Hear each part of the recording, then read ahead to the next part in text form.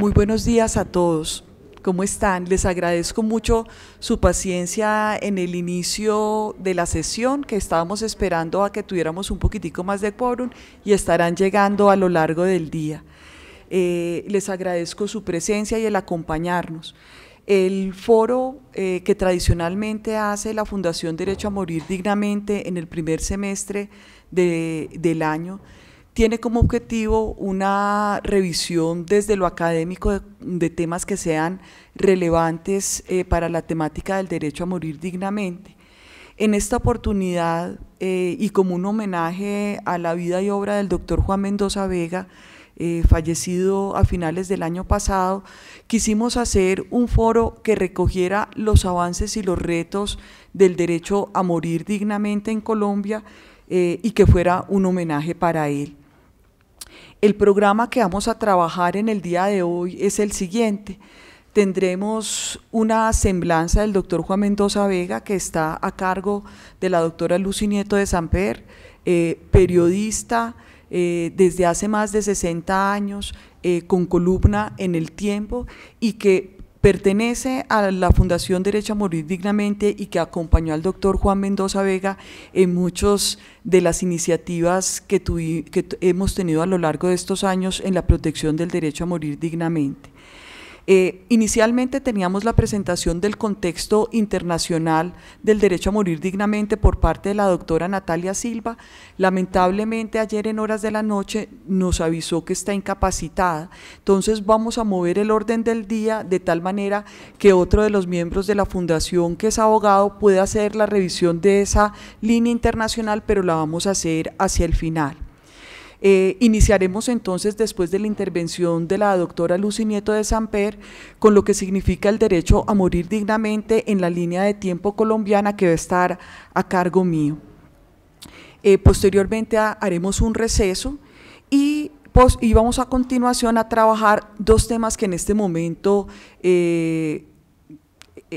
revisten una problemática particular dentro del derecho a morir con dignidad, que son la eutanasia en personas incompetentes, esto en razón de una sentencia reciente de la Corte Constitucional que desde distintos ámbitos de la sociedad colombiana se está pidiendo su nulidad. Y vamos a hablar de esta sentencia y de las implicaciones que tiene. Y el doctor Jairo Rivera nos va a acompañar para trabajar los aspectos jurídicos de la eutanasia infantil, esto también en razón de una sentencia reciente y de una resolución del Ministerio. Posteriormente vamos a tener como invitados a las personas del Ministerio de Salud, al doctor Ricardo Luque, que nos va a presentar los retos del derecho a morir con dignidad desde una mirada omnicomprensiva, para finalizar con el lanzamiento del premio de investigación Juan Mendoza Vega en la temática del derecho a morir dignamente.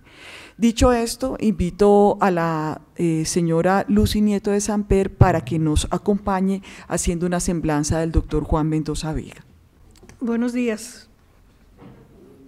Agradezco mucho a la Fundación Pro Derecho a Morir Dignamente la oportunidad que me da de participar en este homenaje al inolvidable doctor Juan Mendoza Vega, presidente durante 14 años de esta fundación, quien tanto nos enseñó y de quien tanto aprendimos. Ciudadano excepcional y notable neurocirujano, fue académico, profesor de medicina en la Universidad del Rosario, vicepresidente y presidente de la Federación Mundial de Sociedades Pro Derecho a Morir Dignamente y presidente de la Academia Nacional de Medicina. Autor de varios libros, entre ellos Lecciones de Historia de la Medicina, hacia una medicina más humanitaria, 40 años de periodismo médico, obra que recoge las columnas que escribió en el diario El Espectador. Llegué a la medicina a través del periodismo, decía el doctor Mendoza. También fue poeta. Su libro de poemas se titula Los mares interiores. Era un intelectual puro, un académico de verdad, decía el doctor José Félix Patiño. En agosto de 2014, cuando fue elegido presidente de la Academia Nacional de Medicina, en esta misma sede le hice una entrevista para El Tiempo. Fue tan interesante lo que me dijo entonces que me parece oportuno recordarlo por ustedes en esta ocasión. En ese momento había una gran discusión sobre la ley estatutaria de la salud, una ley que fue concedida y redactada por una junta médica de la cual hacía parte el doctor Mendoza y cuyo propósito fue mejorar el funcionamiento del sistema sanitario y establecer que la salud es un derecho fundamental del ser humano.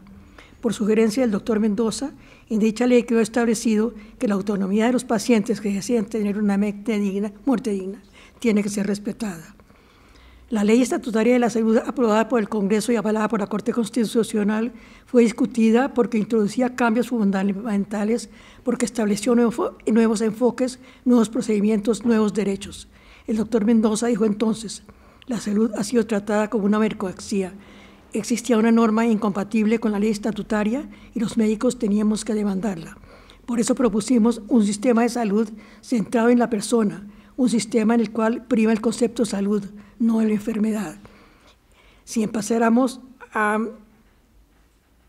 formar médicos que cuiden la salud, habría un gran cambio en la manera de enseñar la medicina.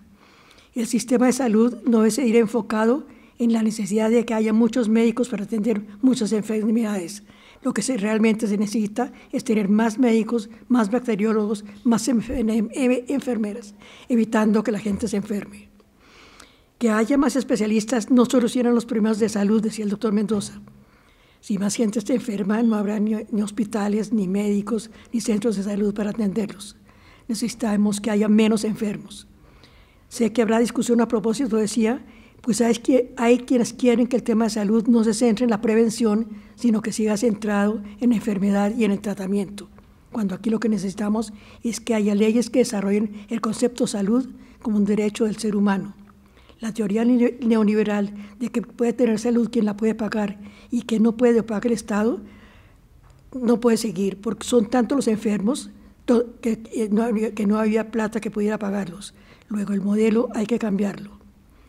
Decía el doctor Mendoza que debido a la ley 100, una ley que, como ustedes recuerdan, fue propuesta en 1993 por el senador Álvaro Uribe, el Ministerio de Salud abandonó la vacunación, la lucha contra el paludismo, contra el dengue, contra las plagas, para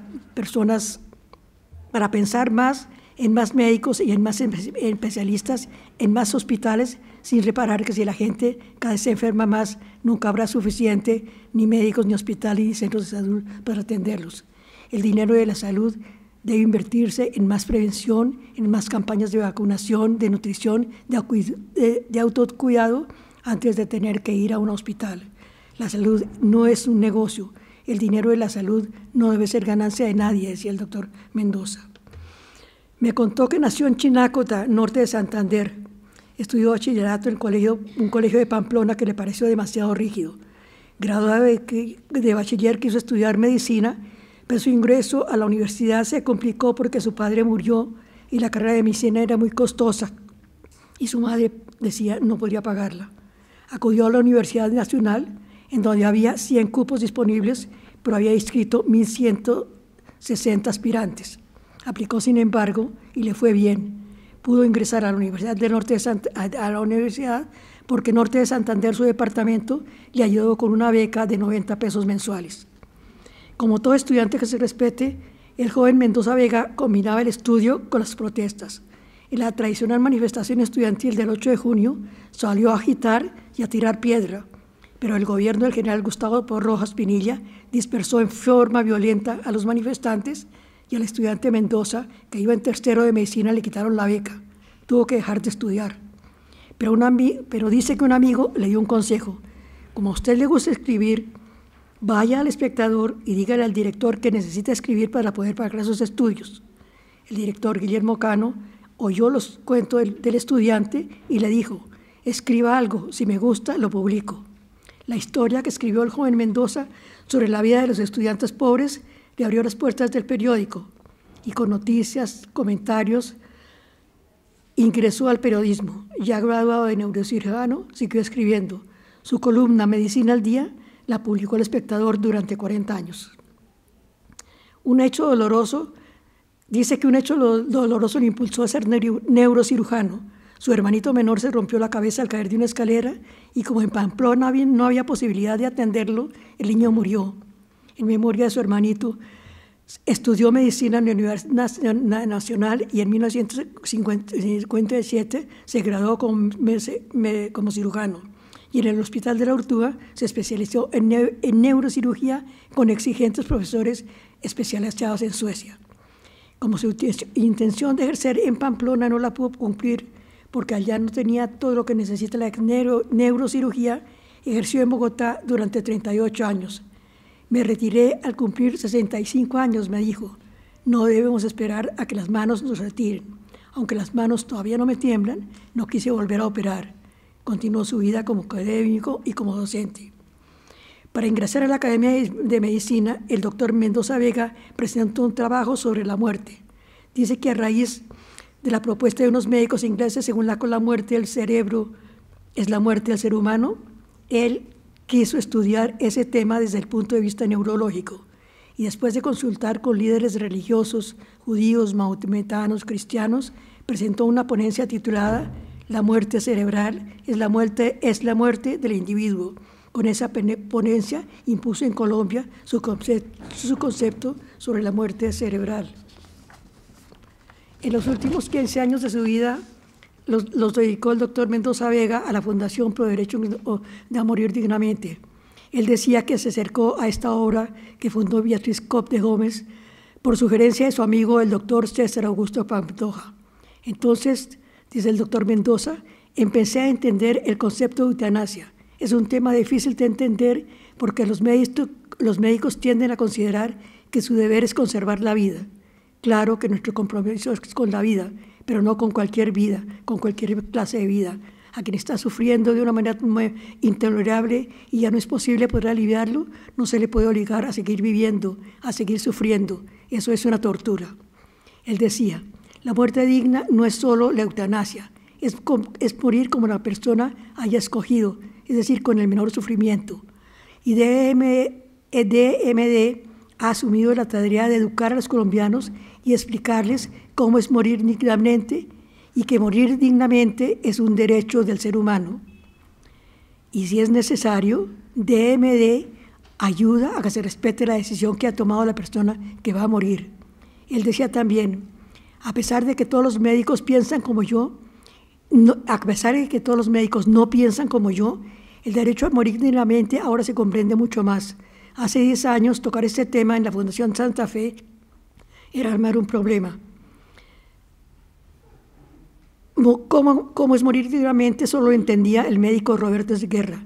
Los otros médicos decían que el documento mediante el cual el enfermo se niega a aceptar un tratamiento no tenía validez, que solo debía respetarse el criterio científico.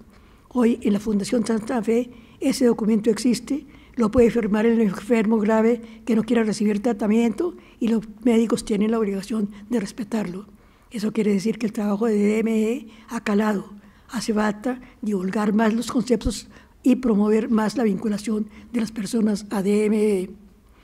El doctor Mendoza enfocó su trabajo en asegurar que se respete la autonomía de la persona al final de su vida, que se respete su derecho a elegir su opción de muerte digna.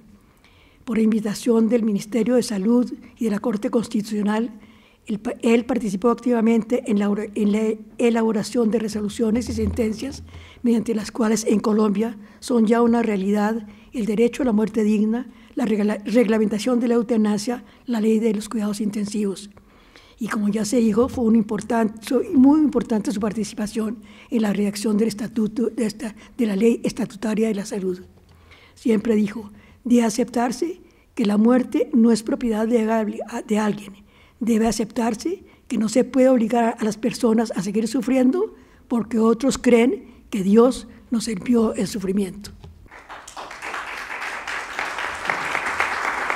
Doctora Luce, muchísimas gracias. Hoy precisamente cuando veníamos camino para acá con la doctora Lucy, recordábamos al doctor Juan Mendoza Vega y la falta que nos hacía cada uno de los días de nuestra vida y especialmente en el día de hoy en donde siempre nos encontrábamos en el foro.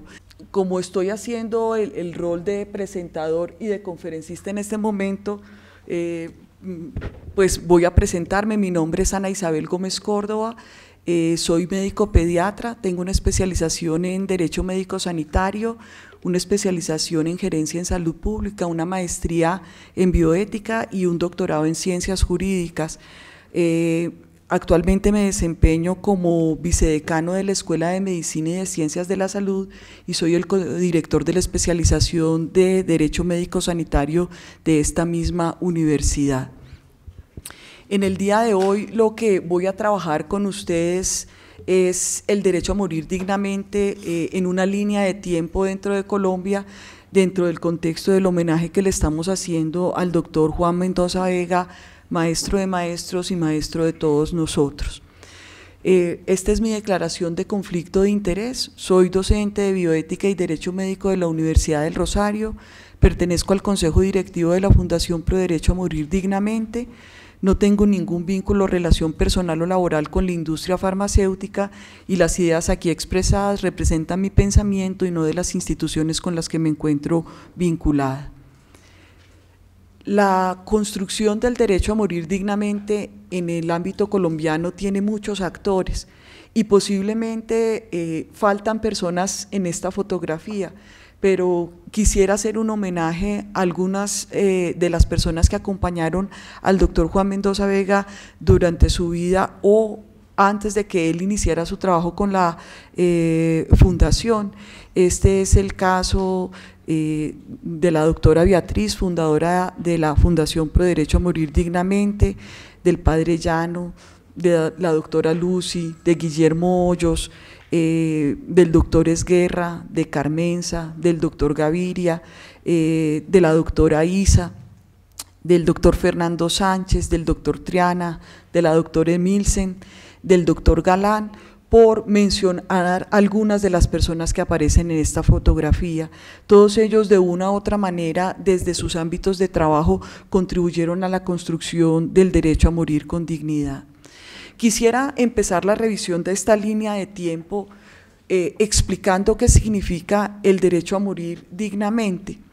Y lo que quisiera decir es que el elemento fundamental en el que se debe centrar el derecho a morir con dignidad es el reconocimiento de la autonomía de las personas, de su derecho a autogobernarse, de tomar decisiones libres e informadas sobre su salud, su integridad y su cuerpo al final de la vida. Si bien posiblemente una de las dimensiones de este derecho sea la que más frecuentemente se menciona o la que más atención genera o la que más confrontación también genera, es la de la eutanasia, uno no puede equiparar el derecho a morir con dignidad a la eutanasia. No son sinónimos, no significan lo mismo. La eutanasia es únicamente uno de los escenarios para un grupo de personas que así lo deseen y que cumplan unos requisitos dentro de la ley que hoy vamos a revisar como expresión del derecho a morir con dignidad, pero no puede ser interpretado como sinónimo el derecho a morir con dignidad y la eutanasia. Es entonces el derecho a morir con dignidad un derecho que no puede ser visto como un derecho unidimensional, es un derecho multidimensional, es decir, un conjunto de facultades o derechos que le permiten a la persona o quien la representa válidamente ante la ley ejercer su autonomía y tener control sobre el proceso de la muerte, imponiendo a terceros límites respecto a las decisiones que se tomen en el marco del cuidado a su salud. Entendido de esta manera, el derecho a morir dignamente, uno diría que es un derecho que se fundamenta en la toma de decisiones. Miremos entonces cuáles son las decisiones que tomamos al final de nuestra vida. Una primera decisión puede ser el de la sustitución de la decisión, es decir, en quién delego la posibilidad que, no pudiendo yo ya decidir, decida por mí. Vamos a revisar más adelante cómo funciona esta sustitución de la decisión. También significa el derecho a ser o no informado. Generalmente pensamos que el derecho a la información es solamente ser informado, pero realmente incluye también que yo pueda escoger que no quiero ser informado sobre algunos de los aspectos de mi enfermedad o de mi cuidado. Está también el derecho a decidir quiénes pueden acceder a mis datos personales, es decir, quiénes pueden acceder a mi historia clínica, está el rechazo terapéutico y está el cuidado paliativo, y dentro del cuidado paliativo incluimos las actividades de readecuación terapéutica, sedación paliativa, sedación terminal, procedimientos paliativos. También está el derecho a recibir o no asistencia espiritual o religiosa, el derecho o no a ser donante, el derecho o no a participar en investigación al final de la vida, el derecho a decidir dónde quiero fallecer, si en el hospital o en el domicilio, y el derecho, cumplidos unos requisitos de ley, a la eutanasia. Entonces fíjense que uno entender el derecho a morir dignamente solamente como eutanasia es un contrasentido, porque hay todo un haz de facultades que puede ejercer un ser humano al final de la vida, incluida la eutanasia, pero no pueden ser asimilables estos dos conceptos. Este es un resumen de lo que acabo de decir. El paciente debe conocer los derechos que posee al final de la vida, tales como decidir si desea o no ser informado sobre su estado de salud, si rehúsa o no la asistencia espiritual, si es consciente o no sobre todas las medidas destinadas al alivio efectivo del dolor y del sufrimiento físico-psicológico en el contexto del cuidado paliativo, si llegado el momento desea que se readecúen o limiten los esfuerzos terapéuticos, si acepta o no la sedación paliativa o terminal, si considera necesario exteriorizar sus deseos a través de una voluntad anticipada o faculta a un tercero para que le represente en caso de no ser competente de hacerlo, si acepta o no donar órganos o dejar su cuerpo para que sea empleado con fines de docencia o investigación, determinar en qué lugar se desea morir rodeado de qué personas y definir quiénes pueden acceder a sus datos personales en vida y después de su muerte. Las personas también pueden decidir si, cumplidos los requisitos establecidos por la ley, desea que antes se anticipe su muerte. Entonces fíjense que uno normalmente empieza la contextualización del derecho a morir dignamente con temáticas de cuidado paliativo, con temáticas de eutanasia, pero uno las debería empezar con temáticas de consentimiento informado, porque realmente la manera como una persona posibilita sus decisiones es a través del consentimiento informado. Brevemente lo quiero definir. El consentimiento informado es el resultado de un proceso de comunicación que se da entre el paciente y un profesional de la salud, en este caso un médico, en el cual hay un acuerdo de voluntades con unos efectos jurídicos. Ese acuerdo de voluntades son las decisiones que yo tomo al final de mi vida, que, cumplidos unos requisitos de existencia y de validez jurídica, deben ser respetados por terceros, y entendidos por terceros es el equipo de cuidado de la salud, es mi familia y la sociedad en general. Entonces, digamos que esa primera línea de tiempo del derecho a morir dignamente uno lo debe empezar con la temática del consentimiento informado.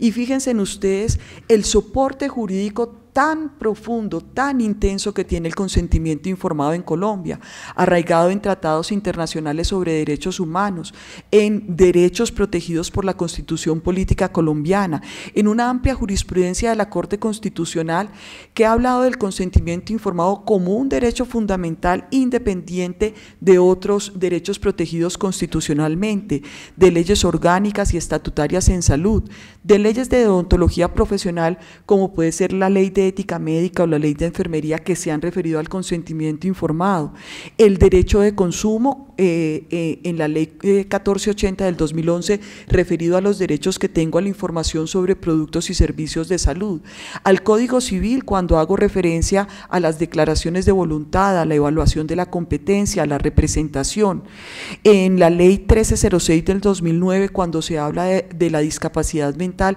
y en qué casos debe ser representada una persona para la temática del consentimiento, en la ley estatutaria 1751 del 2015 de salud, en donde se habla del consentimiento informado como uno de los derechos, en la ley de protección de datos personales cuando se nos habla que requerimos del consentimiento informado inequívoco para el tratamiento de datos personales, en la reglamentación sobre derechos de los pacientes, en la resolución 1995 del 99 que nos habla del consentimiento informado como un anexo, en las declaraciones de la Asociación Médica Mundial que son muy importantes porque la ley 23 plantea en ética médica que cuando haya un vacío jurídico en la regulación colombiana nos debemos referir a las declaraciones de la Asociación Médica Mundial, el consentimiento informado en el ámbito de la telemedicina y el consentimiento informado en distintos ámbitos de cuidado, y aparece entonces en las regulaciones específicas en transfusiones, en medicina reproductiva, en trasplante de órganos y en anatomía patológica. Entonces empezaría yo que el gran contexto del derecho a morir dignamente inicia por el tema del consentimiento informado. Pero fíjense la línea de tiempo que tiene ya propiamente dicho el derecho a morir dignamente en Colombia. Inicio con algunos documentos internacionales que tienen arraigo constitucional o que a través de la Asociación Médica Mundial son un referente en la atención de los pacientes en Colombia. Empezaría con la Declaración de los Derechos Humanos en 1948, en 1981 con la Declaración de Lisboa y la Ley 23, en 1991 con la Constitución Política Colombiana y la Resolución 13437. Ya voy a explicar a lo largo de la conferencia cada uno de estos hitos regulatorios, por eso los voy a mencionar inicialmente sin profundizar en su temática. En 1997 con la sentencia C-239, en el 2000 con la ley 599 del 2000, en el 2004 con el decreto 2493, en el 2007 con el primer proyecto ley de derecho a morir con dignidad, en el 2008 con la sentencia C-224 y el segundo proyecto ley del derecho a morir con dignidad, en el 2011 con el tercer proyecto ley de derecho a morir con dignidad, en el 2012 con el quinto proyecto ley de derecho a morir con dignidad y adicionalmente en el 2014 con el último proyecto ley para el derecho a morir con dignidad, y adicionando la ley 1733, la sentencia T-970, la sentencia C-232. Posteriormente tendremos una serie de circulares y de autos que tienen que ver precisamente con la sentencia 970 y con la resolución 1216. Está también la ley estatutaria de salud y el transcurso del proyecto ley que actualmente se encuentra en trámite legislativo. En el 2016 tenemos la sentencia T-132, la sentencia C-327, la sentencia C-274, la resolución 1051, la resolución 4006, la ley 1805 y dos circulares que hacen referencia a el derecho a morir con dignidad y a cuidados paliativos. En el 2017 tendremos las sentencias T-423, la sentencia T-322, la sentencia T-544, la sentencia T-721 y el trámite legislativo del proyecto ley de ética médica que está haciendo su transcurso también y que hace referencia también al derecho a morir dignamente. Finalmente, en el 2018 tendremos la resolución 825, tendremos la solicitud de nulidad de la sentencia T-721 y la sentencia T-721 propiamente dicha. Entonces, lo que yo les quiero mostrar es la gran riqueza regulatoria que tiene las distintas dimensiones del derecho a morir con dignidad. Por lo tanto, reducirla a uno solo de sus aspectos pues es una visión incompleta del derecho a morir con dignidad. Y lo otro que quisiera decir es que este panorama que les voy a mostrar coloca a Colombia en uno de los lugares, en uno de los países en donde hay una regulación explícita sobre el derecho a morir con dignidad. Dicho esto, iniciemos entonces la revisión de este derecho a través de los distintos documentos jurídicos que les he presentado y de los cuales voy a escoger los que considero más relevantes, indicando los aspectos fundamentales y las problemáticas que tenemos referente a ellos. Quisiera empezar con esta frase: tal vez no existe un mejor lugar para comenzar a inculcar la conciencia de los derechos y la dignidad humana que el pequeño mundo de la relación médico-paciente. Y empezaría entonces con la Declaración de los Derechos Humanos y su referencia a temáticas que pueden ser cercanas al derecho a morir con dignidad. Empezaría con el artículo 1, que nos habla que todos los seres humanos nacen libres e iguales en dignidad y derechos, y dotados como están de razón y conciencia, deben comportarse fraternalmente los unos con los otros. Está reconociendo la dignidad y el derecho a la libertad. En el artículo 3 vuelve y reafirma: el individuo tiene derecho a la vida, a la libertad y a la seguridad de la persona. Recuerden ustedes que en diversas oportunidades se ha sustentado el derecho a morir con dignidad en el derecho a la vida, entendido que la muerte hace parte de la vida y que por lo tanto el derecho a una vida digna significa también el derecho a una muerte digna. Y por otra parte, el derecho a la libertad, recuerden ustedes que el derecho a morir dignamente se sustenta en el ejercicio de la autonomía, en la posibilidad de consentir o no lo que uno quiere al final de su vida. Y finalmente el artículo 5, que también ha sido empleado para las argumentaciones de las distintas sentencias, en el sentido de que nadie será sometido a torturas, ni a penas o tratos crueles, inhumanos o degradantes. Y yo diría que este artículo de la Declaración de los Derechos Humanos se conecta con 3 dimensiones del derecho a morir dignamente. Primero, con la necesidad del cuidado paliativo integral, es decir, que una persona no tenga que sufrir, tenga que padecer dolor al final de su vida porque no tenga acceso al cuidado paliativo. En segundo lugar, a la obstinación terapéutica, cuando no reconocemos que debemos parar, que debemos permitir que la muerte siga su transcurso natural, nunca suspendiendo el cuidado paliativo, siempre manteniendo el cuidado paliativo. Eso significa no someter a torturas o penas o tratos crueles. Y en las sentencias de la Corte que se han referido a la eutanasia, también hablan que cuando una persona, cumplidos los requisitos de la ley, desea la eutanasia y no se le permite, eso significa también tortura, pena o trato cruel. Es la argumentación que se ha hecho frente a la Declaración de los Derechos Humanos. Recuerden ustedes que estoy siguiendo una línea de tiempo, por eso lo siguiente que aparece en esta línea de tiempo es la Fundación Pro Derecho a Morir Dignamente. La fundación aparece en la historia del derecho a morir dignamente en Colombia el 1 de agosto de 1979, es la primera organización de este tipo que se crea en América Latina y es fundada por la señora Beatriz Cobb de Gómez. Quiero leer el objeto social para contextualizar por qué nosotros estamos presentes en los ámbitos de educación o de investigación o de construcción de política pública. La Fundación tiene por objeto la defensa de los principios éticos, bioéticos y humanitarios en cuanto se relacionan con las personas que entran en la etapa final de su vida.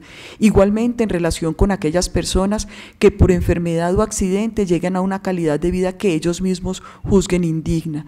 Dentro de su objeto incluye realizar todas aquellas actividades de divulgación, información, ilustración, desarrollo social e investigación que tengan como prioridad el interés de la comunidad en lo pertinente. Esa es la razón por la cual nosotros siempre estamos en los espacios de construcción de política pública que hagan referencia a alguna de las dimensiones de ese derecho multidimensional que es el derecho a morir con dignidad. Continuaría entonces en esta línea de tiempo con la aparición de la Declaración de Lisboa, que es de la Asociación Médica Mundial y que se refiere a los derechos del paciente en 1981. Reafirma nuevamente el respeto que tenemos que tener a la dignidad de nuestros pacientes, la dignidad del paciente y el derecho a su vida privada deben ser respetados en todo momento durante la atención médica y la enseñanza de la medicina, al igual que ese mundo de cultura y de valores que tiene el paciente. El paciente tiene derecho a aliviar su sufrimiento según los conocimientos actuales y el paciente tiene derecho a una atención terminal, humana y a recibir toda ayuda disponible para que muera lo más digna y aliviadamente posible, seguramente haciendo una referencia en torno a todas las dimensiones del cuidado paliativo y del consentimiento informado. En 1981 aparece también la Ley 23, que habla de las responsabilidades deontológicas que tienen los profesionales de la medicina, es decir, la ley de ética médica. Y en su artículo 3 y 17 se refiere también al derecho a morir con dignidad. Nos dice que nosotros podemos usar los métodos y medicamentos a nuestra disposición y alcance mientras subsista la esperanza de aliviar o de curar.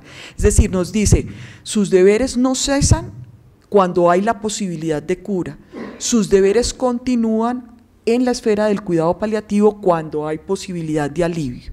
Pero también habla por primera vez, sin que existiera todavía una regulación sobre muerte encefálica, sobre la muerte cerebral.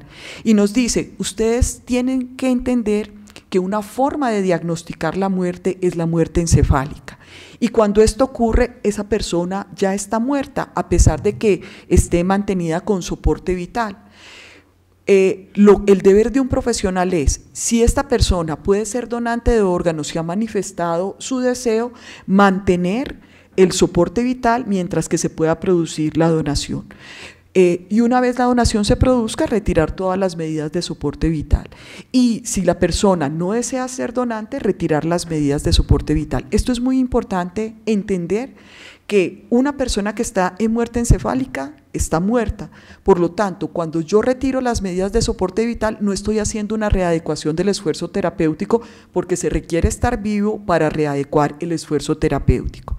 También en su artículo 17 nos habla de la cronicidad o incurabilidad de la enfermedad y que este hecho no constituye un motivo para que se prive de asistencia al paciente. Nos está hablando que un deber muy importante, y yo diría la actividad que más frecuentemente hacemos con nuestros pacientes es el alivio del dolor y el sufrimiento a través de las medidas de cuidado paliativo.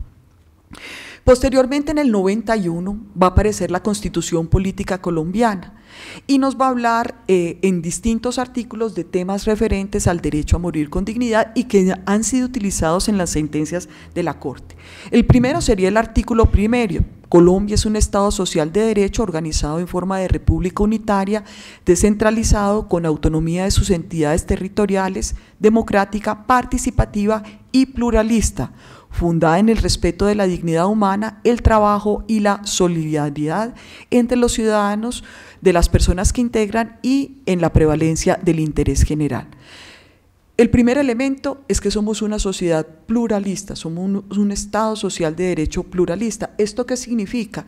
Que al interior del Estado colombiano hay distintas maneras de ver la vida, hay distintas maneras de entender la muerte y que dentro de un marco jurídico que es una ética de mínimos, un acuerdo de mínimos, que no significa que todos deseemos eso, pero respetamos que otro pueda desear algo distinto, se desarrolla el derecho a morir con dignidad. Recuerden ustedes también que las sentencias frecuentemente hablarán de dignidad humana y hablarán de solidaridad. Cuando el magistrado Gaviria se refiere a la despenalización del homicidio por piedad, recurre a la figura de autonomía, dignidad y solidaridad. También nos hablan del derecho a la vida como inviolable y más adelante veremos toda la argumentación que se hizo frente a esa inviolabilidad.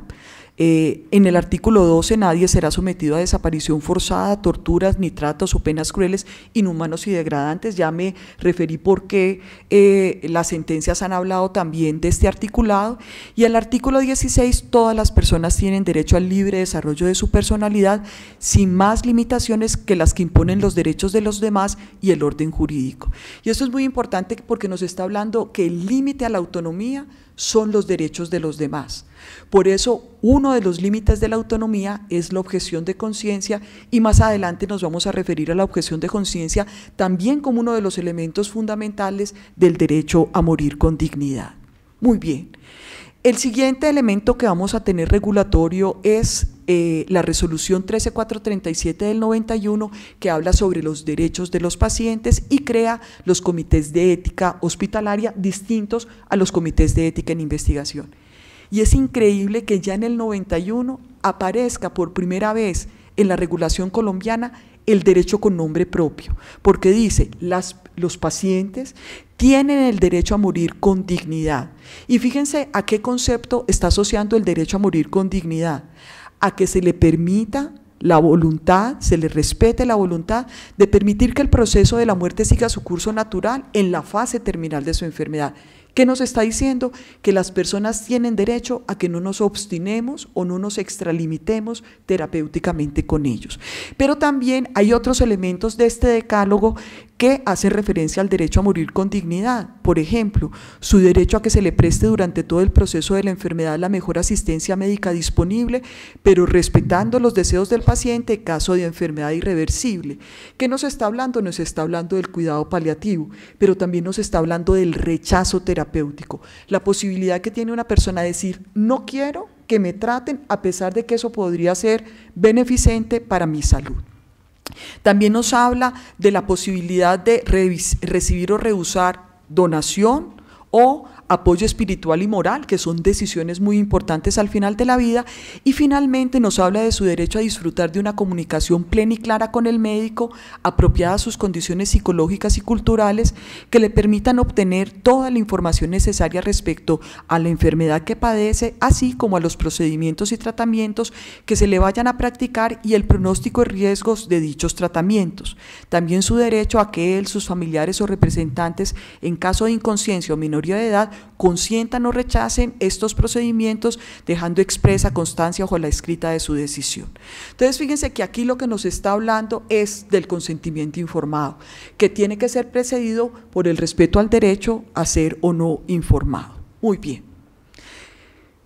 Me devuelvo a 1980 porque va a aparecer la sentencia del magistrado Gaviria y necesariamente para poder hablar de ella tengo que hablar del Código Penal que estaba vigente en ese momento, que era el de 1980. Posteriormente, en el 2000, tendríamos una nueva versión del Código Penal. ¿Y qué nos dice el Código Penal en su artículo 326 en su versión de 1980? Homicidio por piedad. El que matare a otro por piedad para poner fin a intensos sufrimientos provenientes de lesión corporal o enfermedad grave o incurable, incurrirá en prisión de 6 meses a 3 años. Es decir, nos está hablando que el homicidio por piedad era un delito y que tenía una sanción. Este artículo es demandado ante la Corte Constitucional y ahí es donde vamos a tener uno de los hitos del derecho a morir con dignidad en Colombia, y es la respuesta de la Corte a esta demanda de este artículo. Esta sentencia es la C-239 del magistrado Carlos Gaviria de 1997, que voy a resumir de la siguiente manera. En primer lugar, declara exequible el artículo demandado por el Código Penal. Dice, eso no es inexequible, eso es conforme a la Constitución. Y dice además, cuando yo tengo una persona que es mayor de 18 años, que es competente, que tenga una enfermedad en fase terminal, que se encuentre aquejado de intenso sufrimiento y dolor, y que de manera libre, informada, inequívoca, reiterada y directa, porque es él mismo el que está solicitando esto, solicite a su médico que éste termine con su vida. Si el médico, que es la persona cualificada para hacerlo, accede y realiza el procedimiento, un juez de la República podrá definir que en esa circunstancia en donde se está configurando el homicidio por piedad, que es un delito, no se le aplicará la pena que está en el Código Penal. Pero adicionalmente le exhortaba al Congreso para que regulara el tema de la muerte digna. Es decir, es la primera exhortación que vamos a tener y que se va a repetir a lo largo de todas las sentencias para que se legisle sobre el tema. Algunos aspectos fundamentales que quiero resaltar de la sentencia del magistrado Carlos Gaviria, a los que muchos que estamos acá tuvimos el privilegio de conocer y de tener como profesor. El derecho fundamental a vivir en forma digna implica entonces el derecho a morir dignamente. La muerte no es un hecho que esté separado de la vida, es un hecho del ciclo vital. Por lo tanto, si yo tengo derecho a vivir dignamente, tengo derecho a morir dignamente. Pues condenar a una persona a prolongar por un tiempo escaso su existencia cuando no lo desea y padece profundas aflicciones equivale no solo a un trato cruel e inhumano prohibido por la Carta, ya lo vimos en el artículo 12, en un bloque de constitucionalidad con derechos humanos, sino a una anulación de su dignidad y de su autonomía como sujeto moral. Recuerden ustedes que el sujeto moral es la persona que puede tomar decisiones porque tiene un juicio racional, pero también puede dar cuenta por sus decisiones, por las consecuencias de sus decisiones. ¿Qué nos está diciendo entonces? Que en ese bien, ¿se acuerdan ustedes que habíamos mencionado un articulado de la Constitución que decía la vida es inviolable? Lo que él mencionaba es, mire, la vida es un bien fundamental, pero no es un bien absoluto. Se debe ponderar en relación con otros bienes y principios en circunstancias específicas, como es la el final de la vida, y frente a qué otros derechos constitucionales protegidos constitucionalmente debe ser ponderado, frente a la dignidad humana, frente al respeto a la autonomía y frente a la solidaridad, entendiendo que cuando un médico en esas circunstancias específicas accede al procedimiento de eutanasia, lo está haciendo por solidaridad, no lo está haciendo por un interés personal. Entonces nos plantea lo que plantean otras sentencias en otros espacios, y es que los derechos y bienes jurídicos protegidos por la Constitución Política Colombiana no son derechos ni bienes absolutos, sino que deben ser ponderados en relación con otros principios, derechos y bienes.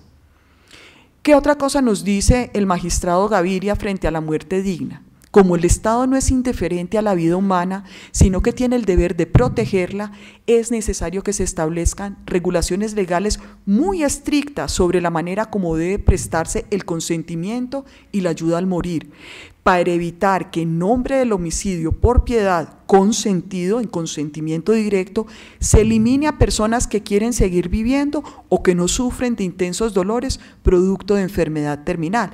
Y nos está hablando que no se puede confundir esta despenalización del homicidio por piedad con el homicidio eugenésico, y nos está hablando que este consentimiento tiene que ser un consentimiento directo, de una persona competente, en pleno uso de las facultades mentales, reiterado.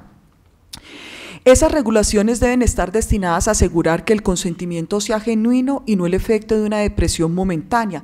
Nos está hablando de una plena competencia que incluso debe ser evaluada, por lo tanto nos habla de un consentimiento cualificado, precedido de información amplia con una clara establecimiento de la competencia. Esas regulaciones deben estar destinadas entonces a asegurar el consentimiento genuino y no el efecto de una depresión momentánea. El Estado, por su compromiso con la vida, debe ofrecer a los enfermos terminales que enfrentan intensos sufrimientos todas las posibilidades para que sigan viviendo, por lo cual es su obligación en particular brindarles tratamientos paliativos. Nos está hablando que el derecho a morir por dignidad empieza por el ofrecimiento de los cuidados paliativos de manera efectiva. Muy bien. Ese, digamos que son los elementos más importantes de la sentencia del magistrado Gaviria.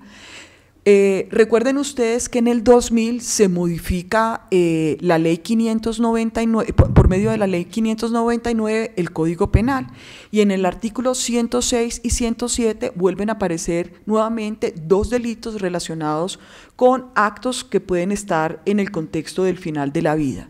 El primero, el homicidio por piedad, vuelvo a leerlo: el que matare a otro por piedad para poner fin a intensos sufrimientos provenientes de lesión corporal o enfermedad grave e incurable incurrirá en prisión de 1 a 3 años.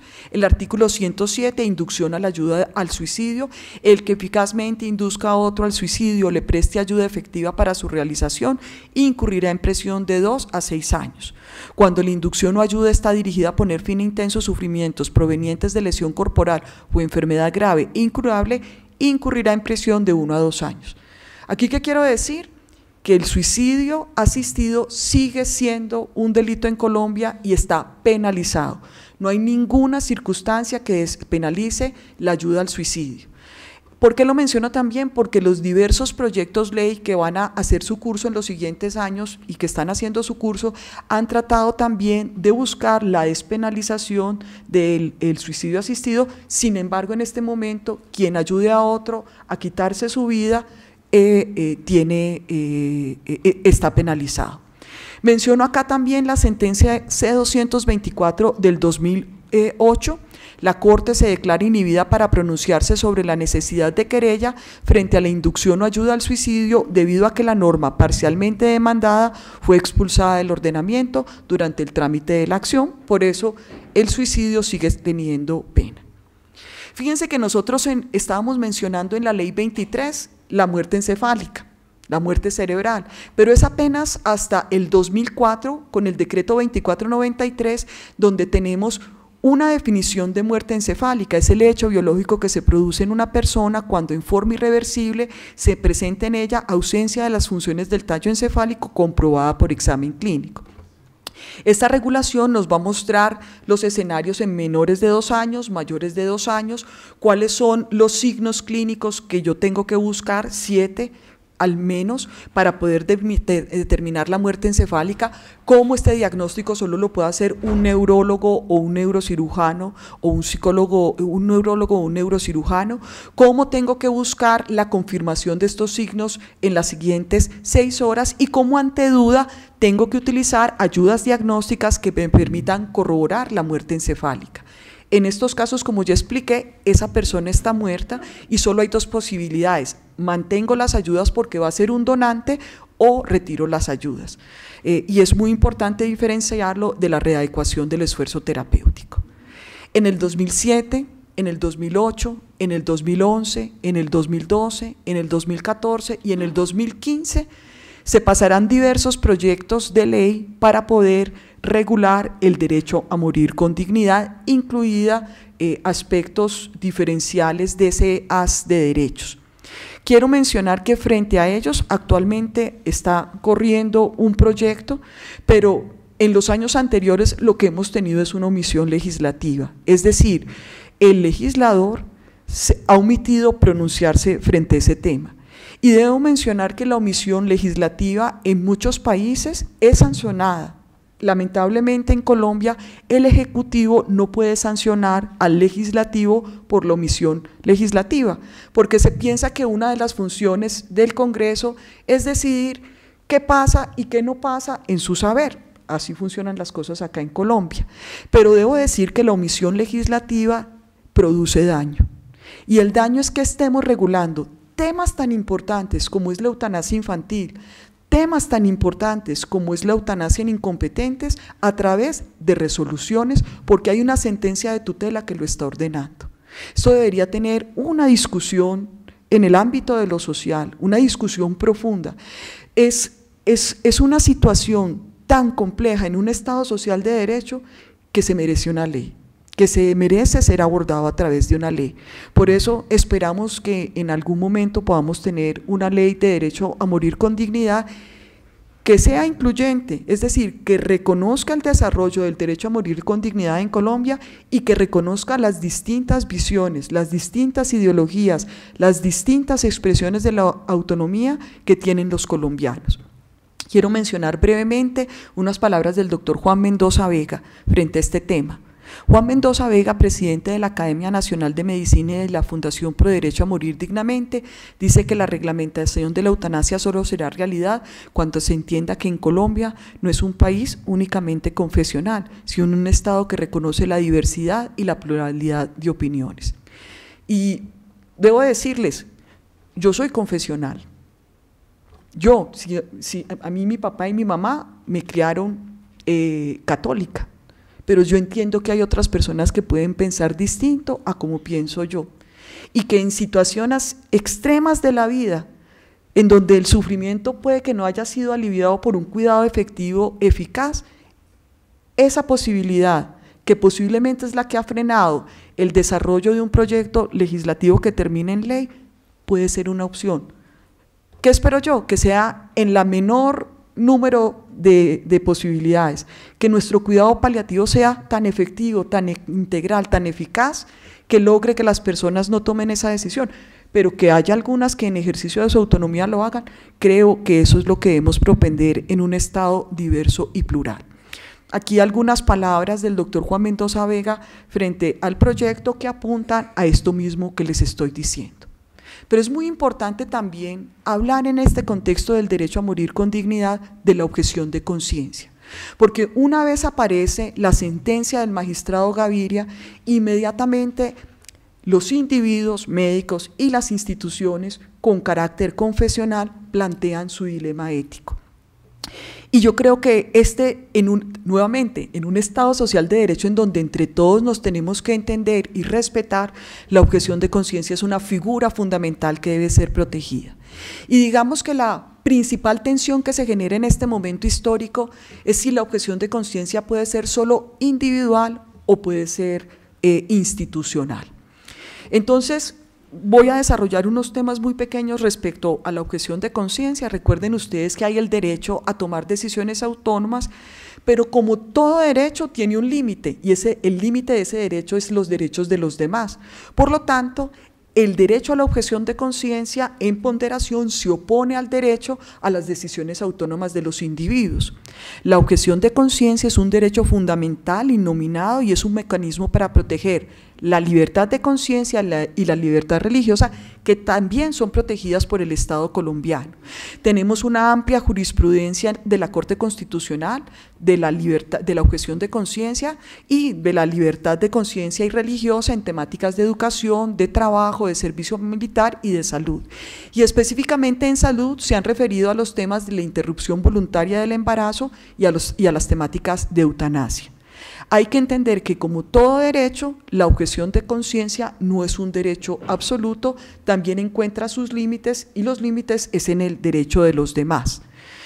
Se presenta siempre y cuando exista un conflicto entre un deber de conciencia ideológico, moral, religioso y un deber o un derecho reconocido por la normatividad. Su ejercicio se antepone a un deber legal de acción o de omisión que afecta a un interés público, y en este caso quiero dar el crédito a uno de mis estudiantes de maestría, el doctor Carlos Caicedo, ginecobstetra, que desarrolló su tesis de maestría, la objeción de conciencia y la interrupción voluntaria del embarazo, y estos temas que reviso acá son producto de su trabajo.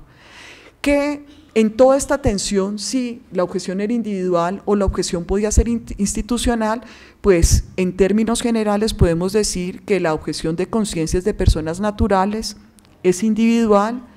El médico que va a intervenir en el procedimiento sería la persona que puede objetar, es escrito, es ineludible, es motivado y probado de forma idónea y suficiente la afectación. No solo se debe referir a las creencias religiosas, uno puede ser agnóstico y tener conciencia o no. Y no solo las motivaciones religiosas pueden hacer que uno tenga el pudor para realizar una interrupción voluntaria del embarazo o una eutanasia. No solo se refiere a creencias religiosas, es excepcional y es preferible que el profesional objete antes de que se presente el hecho, es decir, que cuando ingresa a una institución, él diga, mire, yo soy objetor de conciencia. Yo aquí quiero dar una posición que es personal. Si bien creo que la objeción de conciencia en su desarrollo jurisprudencial es individual y no es institucional, también considero que el imponerle a una institución que en sus principios y valores considera que el respeto a la vida no incluye la eutanasia y la interrupción del embarazo, es respetable también.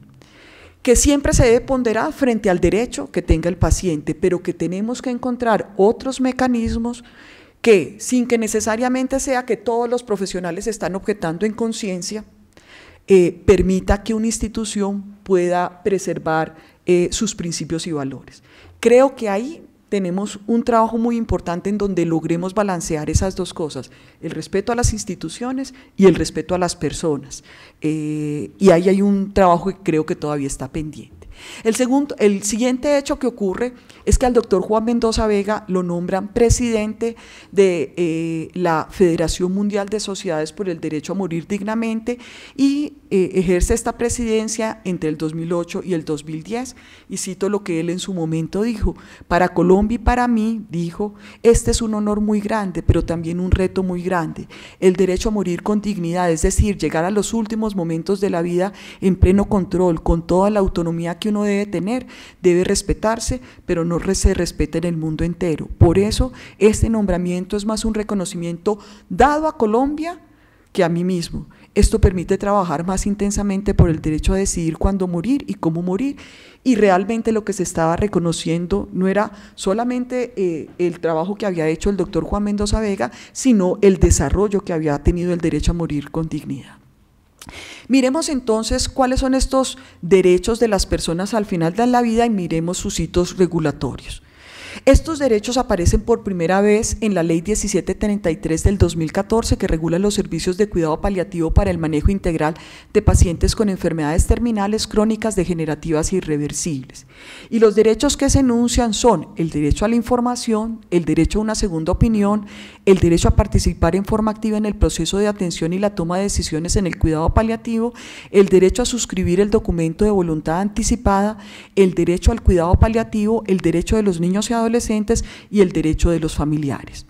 Y aquí hay otro elemento que es muy importante resaltar. Recuerden ustedes que cuando aparece la Ley 100 y tenemos el listado de procedimientos, que en ese momento había un listado de procedimientos que se podían hacer, había una definición de enfermedad terminal, al puro inicio de la Ley 100, pero eso se derogó y nos quedamos sin una definición de enfermedad terminal. Entonces, cuando en la sentencia el magistrado Gaviria decía que las personas o enfermos en fase terminal de su enfermedad podrían optar por la eutanasia, pues no teníamos una definición jurídica de enfermedad terminal en Colombia. Aquí aparece nuevamente la definición de enfermedad terminal que marcará el límite de qué personas pueden optar o no a la eutanasia. Se define como enfermo en fase terminal a todo aquel que es portador de una enfermedad o condición patológica grave que haya sido diagnosticada en forma precisa por un médico experto, que demuestre un carácter progresivo e irreversible con pronóstico fatal próximo o en plazo relativamente breve, que no sea susceptible de un tratamiento curativo y de eficacia comprobada, que permita modificar el pronóstico de muerte próxima o cuando los recursos terapéuticos utilizados con fines curativos han dejado de ser eficaces. Y aquí yo tengo una duda metódica. Fíjense que lo que termina diferenciando el enfermo en fase terminal del enfermo con una enfermedad crónica, degenerativa, irreversible de alto impacto en la calidad de vida es el pronóstico de vida. Es ese pronóstico de vida menor a 6 meses. Pero cuando uno le ponen al final o cuando los recursos terapéuticos utilizados con fines curativos han dejado de ser eficaces, muchas veces en las enfermedades crónicas los recursos dejan de ser eficaces. Entonces mi pregunta es, ¿será que la definición de enfermo en fase terminal la debemos marcar solo por un periodo de tiempo o también porque dejan de ser eficaces los tratamientos? Y ahí es otro trabajo que tenemos pendiente por hacer. Recuerdo, con base en esta definición de enfermo en fase terminal, se posibilitará de ahora en adelante la despenalización del homicidio por propiedad, pero siempre desde la perspectiva de esa valoración del pronóstico de vida de 6 meses. Miremos entonces el derecho a la información. El derecho a la información tiene varias dimensiones. El primero es el derecho a ser o no informado, porque es que uno tiene también derecho a que no le cuenten. Uno puede decir, yo no quiero que me cuenten, cuéntele a mi hija. No quiero que le cuenten a nadie de mi familia ni me cuenten a mí. Doctor, tome usted las decisiones y eso queda en la historia clínica. Pero incluye también el derecho a una segunda opinión, porque que a mí me coloquen sobre mi cabeza el diagnóstico de una enfermedad terminal con las implicaciones que eso tiene, hombre, yo como mínimo quisiera saber si hay otro que esté de acuerdo con eso. El derecho a una segunda opinión como derecho a la información. Y yo creo que también el derecho a la información incluye el derecho de decidir quiénes pueden o no acceder a mis datos personales. Así se define el derecho a la información. Todo paciente que sea diagnosticado de una enfermedad terminal, crónica, degenerativa e irreversible tiene derecho a recibir información clara, detallada y comprensible por parte del médico tratante sobre su diagnóstico, estado pronóstico y las alternativas terapéuticas de atención paliativa propuestas y disponibles, así como los riesgos, consecuencias en caso de rehusar el tratamiento ofrecido. En todo momento, la familia del paciente igualmente tendrá derecho a la información sobre los cuidados paliativos y a decidir sobre las alternativas terapéuticas disponibles en caso de incapacidad total del paciente que le impida la toma de decisiones. Se define el derecho a la segunda opinión como el paciente afectado por una enfermedad a la cual se refiere esta ley podrá solicitar un segundo diagnóstico dentro de la red de servicios que disponga su EPS o entidad territorial. Todas las personas tienen el derecho a decidir si quieren o no quieren ser informadas o a delegar en un tercero el proceso de información y la toma de decisiones. Muy bien. ¿Cuáles serían las excepciones que tenemos los profesionales de la salud al deber de informar? Porque este derecho va compaginado con un deber. El estado mental del paciente en ausencia de familiares. Si tengo una persona inconsciente, no hay familiares y tengo una situación de emergencia, pues cesa el deber de informar. La situación de emergencia como tal, cuando es un profesional de la misma especialidad, conocedor de la patología y los procedimientos, hay una excepción al deber de informar, aunque yo siempre digo, uno preguntaría, siendo uno hemodinamista al que le va a hacer el cateterismo cardíaco, su merced, ¿cuántos cateterismos ha hecho? ¿Cuál es su tasa de complicación? ¿Sí o no? ¿Su merced durmió ayer? ¿Cierto? Todas las cosas que uno busca para las personas que más ama cuando está buscando al profesional que lo va a operar. Cuando el paciente ha sido sometido en forma reiterada al mismo procedimiento y está familiarizado con él, a mí cada vez que me sientan a hacerme una hemodiálisis no me tienen que volver a informar, solo si cambia el riesgo en relación a ese procedimiento. Cuando el paciente renuncia a este derecho, uno puede decir, yo no quiero que me informen, pero ojo, en el consentimiento sustituto, es decir, cuando hay un tercero tomando decisiones por mí, no se puede renunciar al derecho a ser informado, porque tengo que tomar una decisión informada. No necesito informar riesgos obvios, presumiblemente conocidos por el paciente, riesgos comunes, no se informa aquello que todavía no se conoce, y la figura del privilegio terapéutico, que es cuando el profesional considera, que es muy aplicable al final de la vida, que la información que voy a entregar hace más daño que beneficio, podría abstenerse de informar, dejando una nota en la historia clínica, idealmente buscando un consenso con otros colegas y tratando de intervenir la razón por la cual no puedo informar al paciente. Estas excepciones al deber de informar están en distintas sentencias, tanto del Consejo de Estado como de la Corte Suprema y la Corte Constitucional, pero cito la sentencia 15737 del 2008 del Consejo de Estado que la resume. ¿Cuál es la principal problemática del derecho a ser informado? La conspiración del silencio. Recuerden ustedes que la conspiración del silencio es cuando la familia o el médico deciden no contarle al paciente, bien sea su diagnóstico o su pronóstico, y conspiran para que él no sepa. ¿Cuál es la recomendación? Pues la primera es que existe el derecho a decidir si uno quiere o no ser informado, por lo tanto hay que respetarlo.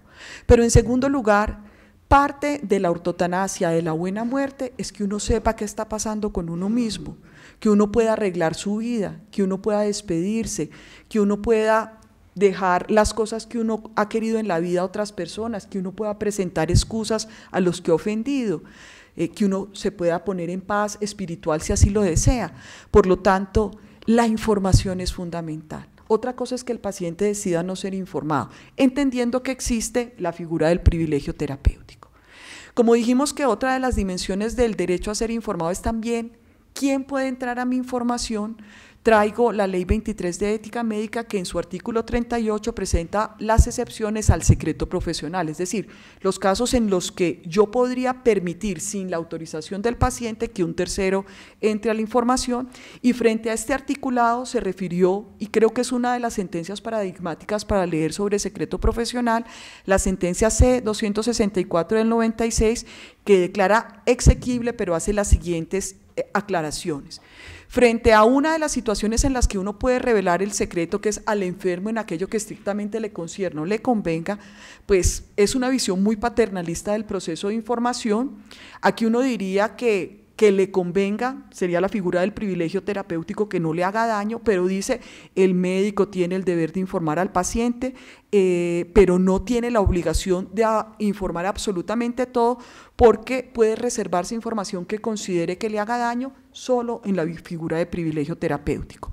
En el artículo B, que dice a los familiares del enfermo si la revelación es útil al tratamiento, la Corte también nos dice cuando una persona se encuentra en plenitud de sus capacidades mentales, no es posible revelar la información médica a sus familiares, aún resultando esto útil al tratamiento sin la previa autorización del paciente. Es decir, porque esté en una fase terminal de la enfermedad, vaya a necesitar ayuda de su familia, eso no significa que yo pueda romper mi secreto profesional. Si él es competente, él es el que decide si quiere o no quiere que se revele la información.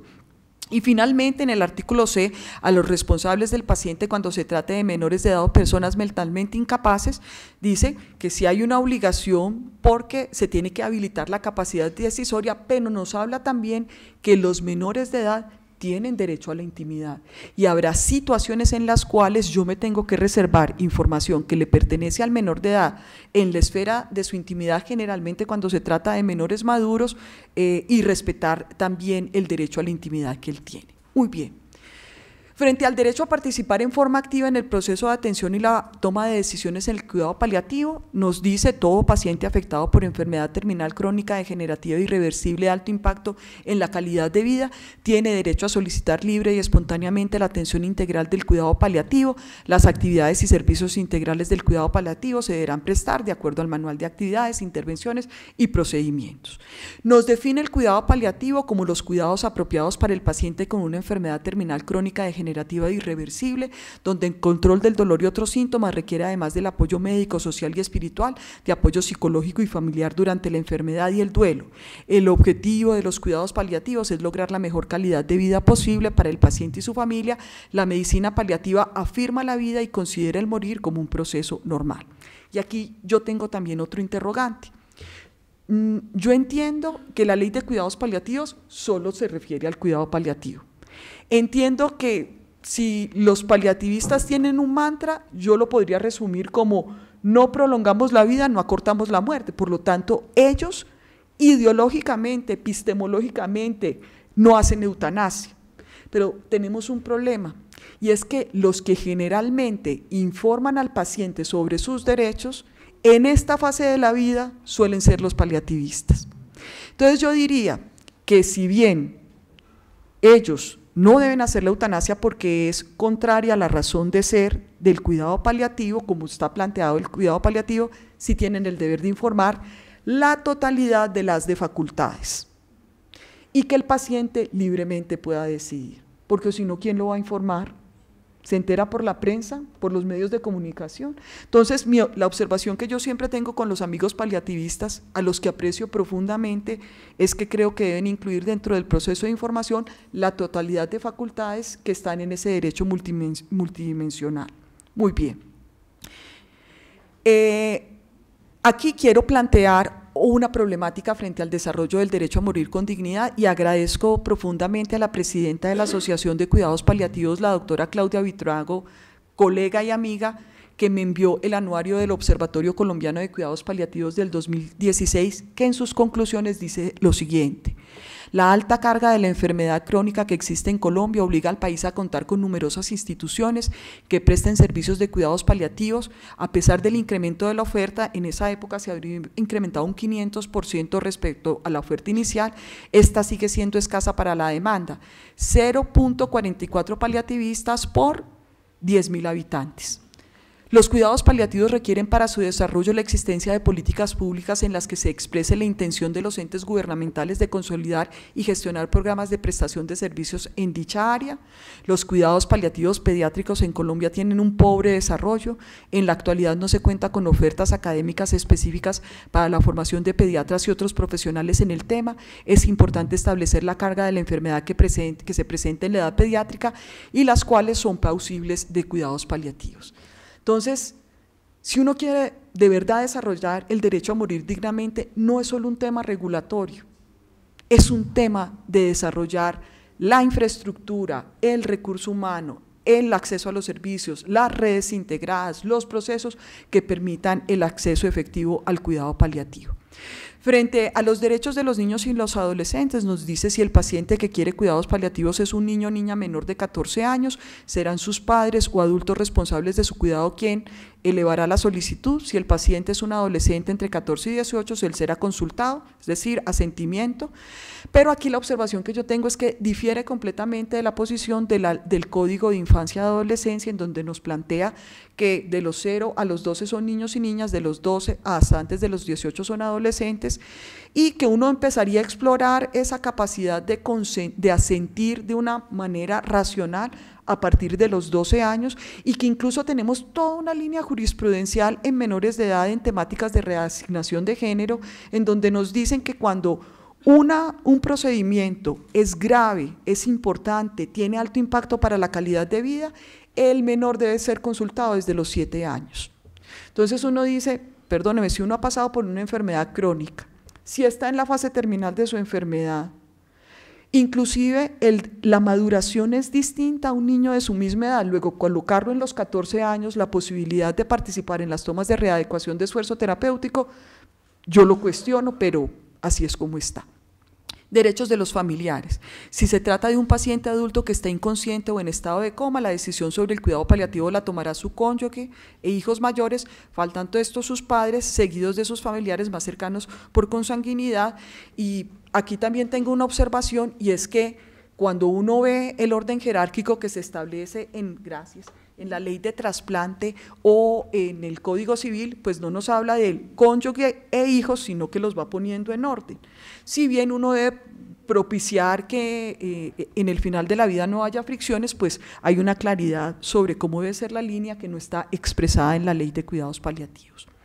También está el derecho a suscribir el documento de voluntad anticipada. Toda persona capaz, sana o en estado de enfermedad en pleno uso de sus facultades legales y mentales, con total conocimiento de las implicaciones que acarrea el presente derecho, podrá suscribir el documento de voluntad anticipada. En este, quien lo suscriba indicará sus decisiones en el caso de estar atravesando una enfermedad terminal crónica degenerativa irreversible de alto impacto en la calidad de vida, de no someterse a tratamientos médicos innecesarios que eviten prolongar una vida digna en el paciente, y en el caso de muerte su disposición o no de donar órganos.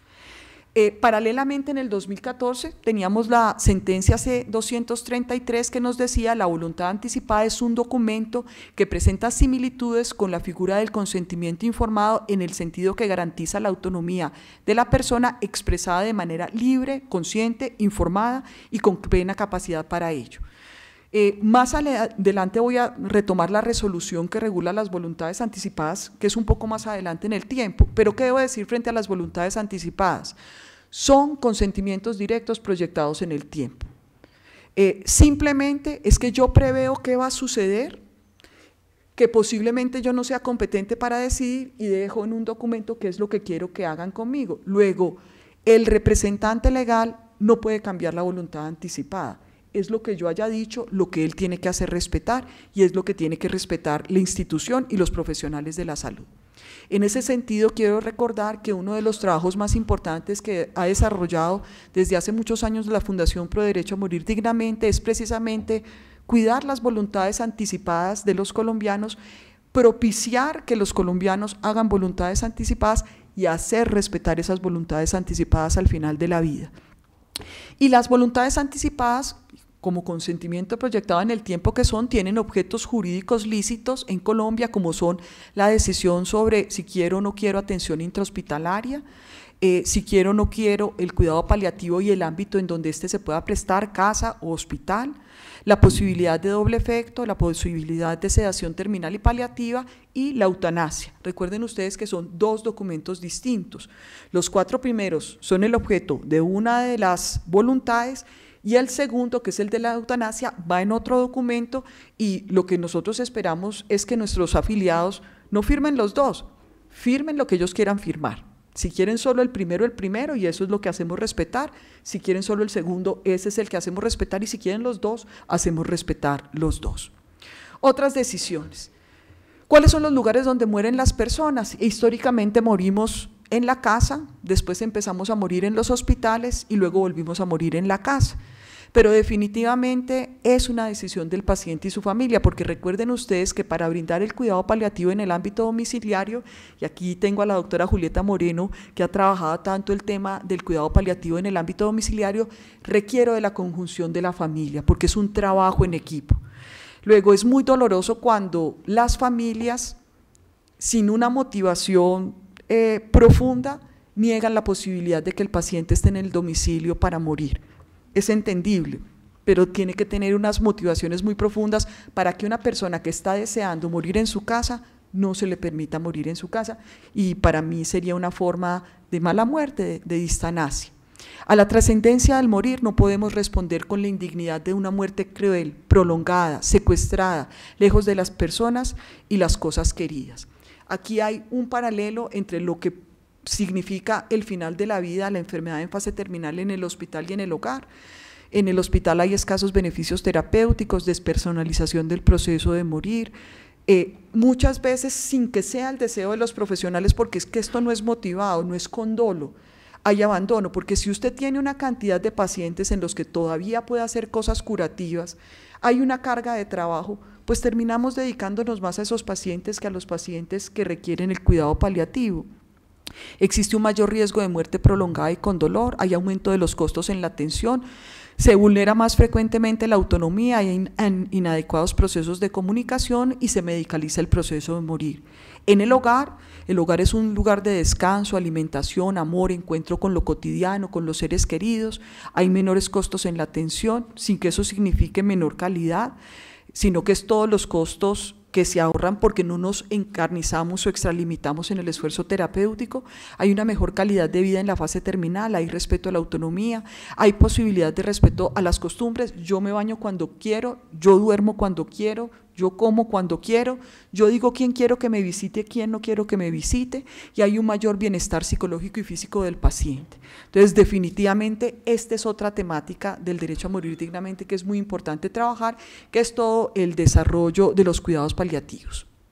¿Qué otro haz de facultades que no está presente en la ley de cuidados paliativos, pero es un derecho protegido constitucionalmente? Es el derecho al rechazo terapéutico. ¿Qué significa el rechazo terapéutico? Es cuando al paciente que está con una enfermedad crónica, irreversible, de alto impacto para la calidad de vida o incluso con una enfermedad en fase terminal, se le ofrece algo que todavía podría ser útil, necesario, proporcionado, eficaz. Y él dice, ¿sabe qué? No, gracias. Eso es el rechazo terapéutico. El rechazo terapéutico es un consentimiento directo que debe cumplir los requisitos de existencia y validez jurídica del consentimiento, porque es un no a algo que es necesario, útil, acorde con la lex artis.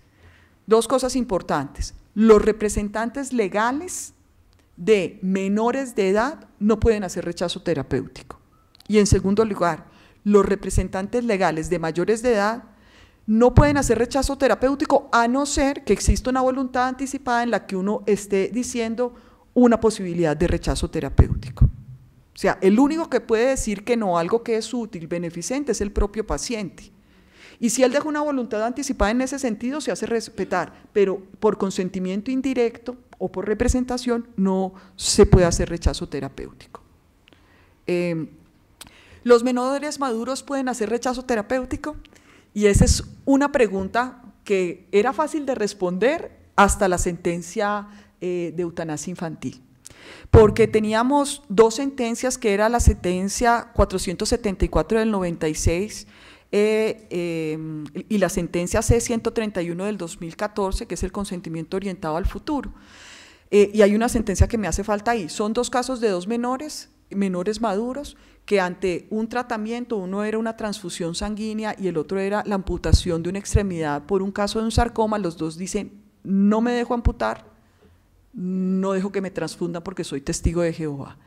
Y en los dos casos se colocan sentencias, se colocan tutelas, y la tutela falla a favor de que el menor de edad no pueda hacer rechazo terapéutico y se impone el tratamiento.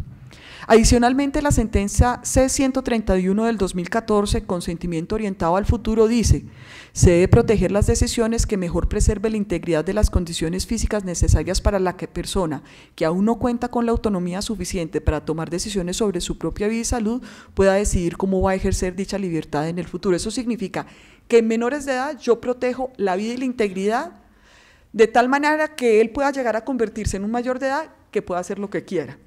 Es más o menos la posición. Sin embargo, en la sentencia de eutanasia, como lo vamos a ver más adelante, se trabaja la figura del rechazo terapéutico, lo que abriría una posibilidad, creo yo, a que empecemos a pensar en el rechazo terapéutico en menores maduros, lo que considero es una protección a la autonomía de una persona que todavía no tiene capacidad legal, pero tiene discernimiento, y creo que tendrá que verse caso por caso específicamente esta situación.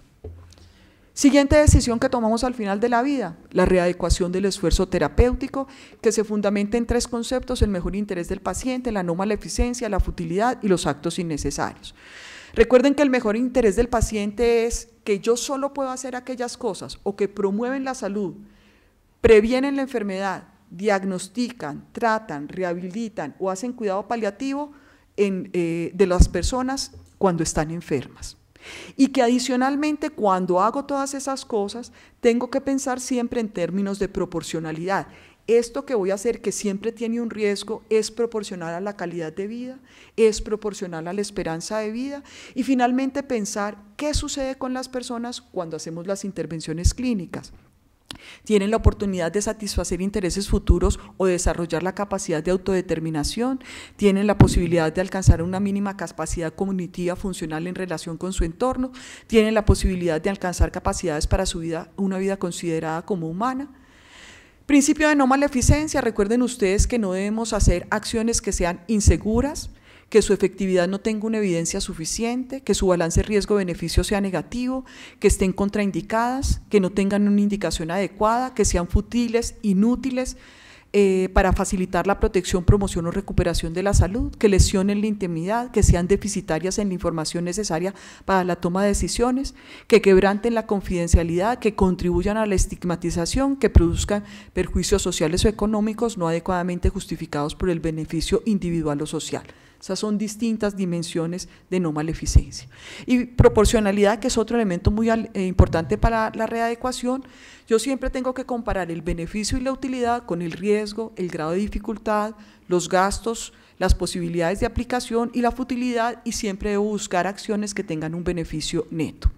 ¿Cómo se define lo fútil? Es aquel acto médico cuya aplicación a un enfermo está desaconsejado porque es clínicamente ineficaz, no mejora el pronóstico, los síntomas o las enfermedades intercurrentes, o porque previsiblemente produce perjuicios personales, familiares, económicos o sociales.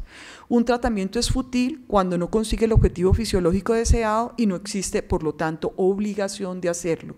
Lo más importante que hay que entender es que si algo es fútil, inútil, desproporcionado, ineficaz, no existe el deber profesional de hacerlo. Por lo tanto, ¿cuál es el deber que uno tiene? No hacerlo o limitarlo, sin que un tercero le pueda decir a uno, haga esto, porque eso sería contrario a la lex artis. Siempre el juicio sobre la futilidad generalmente inicia desde el profesional que está viendo todas las características que acabo de mencionar. El juicio profesional sobre futilidad de una determinada intervención debe fundamentarse en un proceso de valoración ponderada, incluso colegiada entre diferentes profesionales. Yo siempre digo que frente a los temas de calidad de vida es ideal tener personas del área de la rehabilitación o de la fisiatría en el equipo que está tomando la decisión. Ante la incertidumbre es cuando uno se acerca a preguntarle al paciente sus deseos o a los representantes.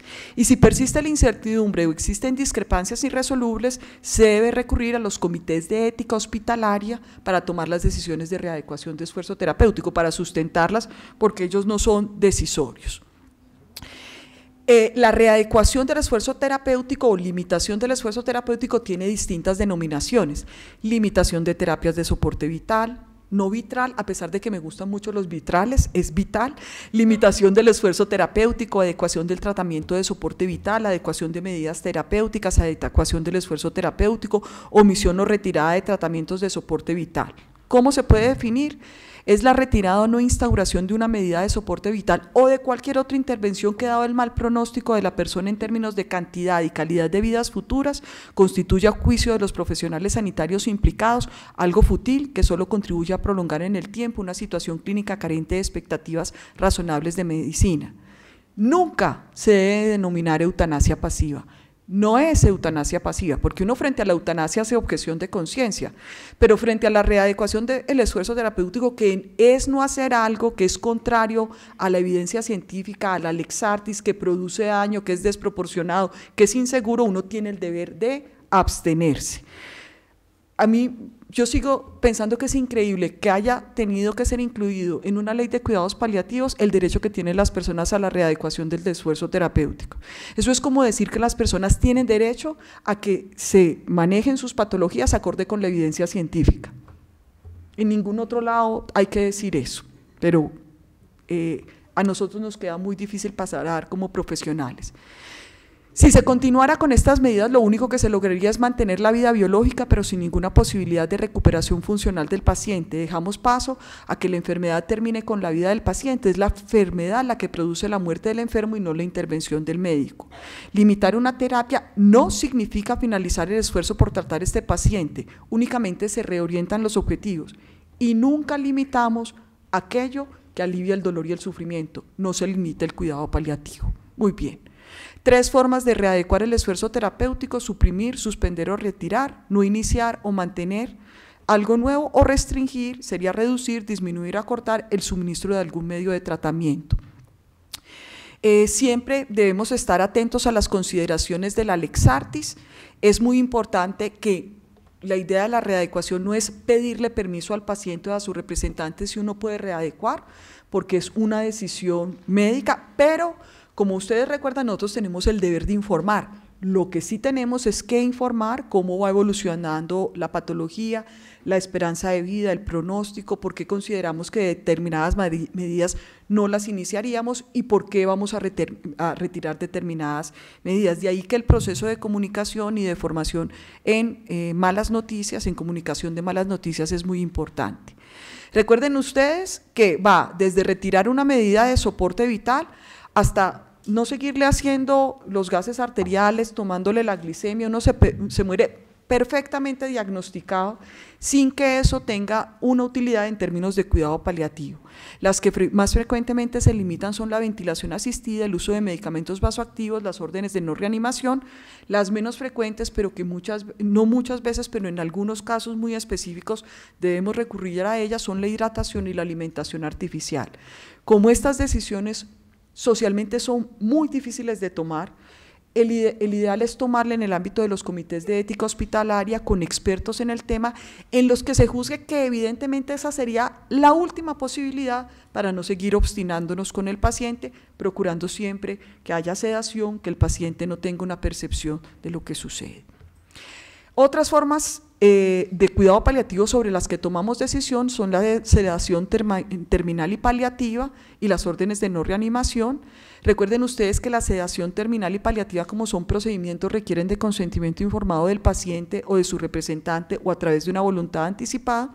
La diferencia entre las dos es que yo disminuyo el estado de conciencia para que no haya una percepción de la sintomatología del proceso final, pero en la paliativa yo puedo volver a recuperar mi conciencia. En la terminal precede a la readecuación del esfuerzo terapéutico. 2014, la sentencia del magistrado Luis Ernesto Vargas Silva, la T-970, y de aquí debo rescatar que hasta el momento, los procedimientos de muerte anticipada o de eutanasia dentro del marco establecido por la sentencia del magistrado Gaviria habían estado en el ámbito de lo privado y las personas pagaban estos procedimientos.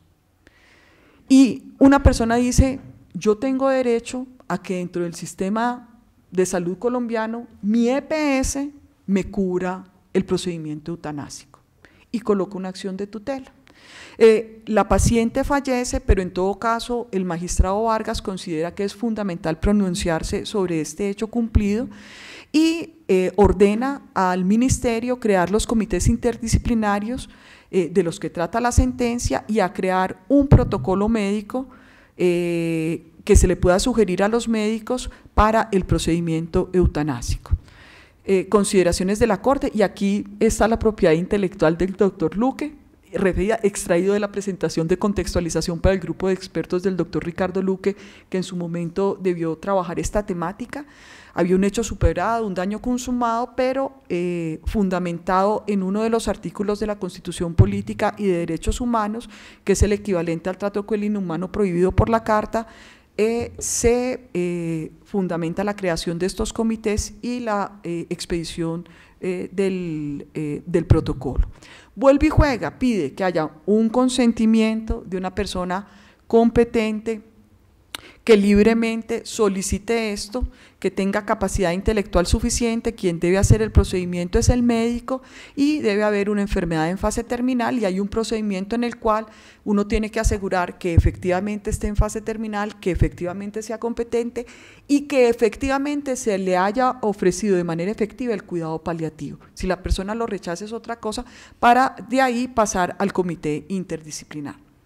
Pero esta sentencia tenía un solo párrafo que es contrario a la línea jurisprudencial que habíamos traído hasta el momento. Dice, de otro lado, el consentimiento también puede ser sustituido, y si ustedes se acuerdan, en la sentencia de unificación del magistrado Gaviria decía que era un consentimiento directo. Esta manera de manifestar el consentimiento ocurre cuando la persona que sufre de una enfermedad terminal se encuentra en imposibilidad fáctica para manifestar su consentimiento. En esos casos, y en aras de no prolongar su sufrimiento, la familia podrá sustituir su consentimiento. En esos eventos se llevará a cabo el mismo procedimiento establecido en el párrafo anterior, pero el comité interdisciplinario deberá ser más estricto.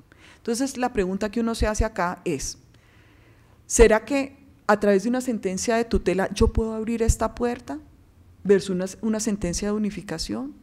¿Será que esto, que digamos que ahí sí estamos en la más liberal de las liberales de las regulaciones del mundo, que es el consentimiento sustituto para eutanasia, será que estamos preparados como sociedad para tomar esta decisión a través del párrafo de una sentencia de tutela en un caso único?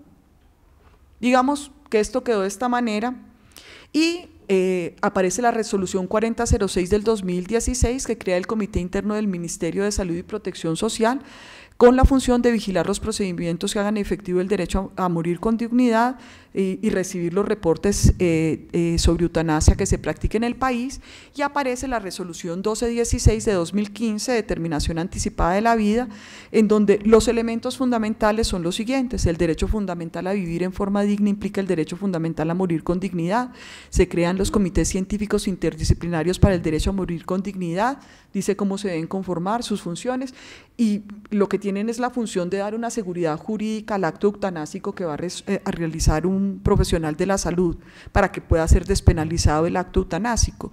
Se define como enfermo terminal acorde con la Ley de Cuidados Paliativos, criterios de garantía para el derecho fundamental a morir con dignidad, prevalencia de la autonomía del paciente, celeridad, oportunidad e imparcialidad, contextualización en el ámbito de los derechos del cuidado paliativo, funciones de los comités, tanto para IPS, CPS y ministerio, descripción del procedimiento para hacer efectivo el derecho a morir con dignidad, la figura de objeción de conciencia y la gratuidad del proceso.